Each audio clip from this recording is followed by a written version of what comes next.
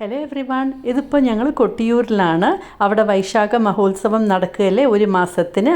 അപ്പോൾ ഈ പുഴയിൽ മുങ്ങിക്കുളിച്ചിട്ടാണ് പോയി ഭഗവാനെ തൊഴുന്നത്. ഭയങ്കര തിരക്കായിരുന്നു, എന്തൊരു ക്യൂ ആണ് കണ്ടില്ലേ. ഈ ക്യൂവിൽ നിന്ന് 4 മണിക്കൂറിൻ്റെ മുകളിൽ ഞങ്ങൾ നിന്ന ശേഷമാണ് ഭഗവാനെ കാണാൻ പറ്റിയത്. ചുറ്റും വെള്ളമാണ്, മഴയും ഉണ്ടായിക്കൊണ്ടിരുന്നു ഇടയ്ക്കിടയ്ക്ക്. നല്ല ഒരു തൃപ്തി ഉണ്ടായിരുന്നു അവിടെ പോയി തൊഴുതതിൽ. ഈ ക്യൂ നിന്നാലും കുഴപ്പമില്ല, നമുക്കൊരു സന്തോഷം ഉണ്ടായിരുന്നു. ചുറ്റും വെള്ളമാണ്. അപ്പോൾ ഞങ്ങൾ 3 വലസം വെച്ചു. അവിടെ മണിക്കിണർ ഉണ്ട്, അവിടുന്ന് തീർത്ഥവും കുടിച്ചു, വാള് കണ്ടു. നമുക്ക് തീർത്ഥവും പ്രസാദവും കിട്ടിയിരുന്നു.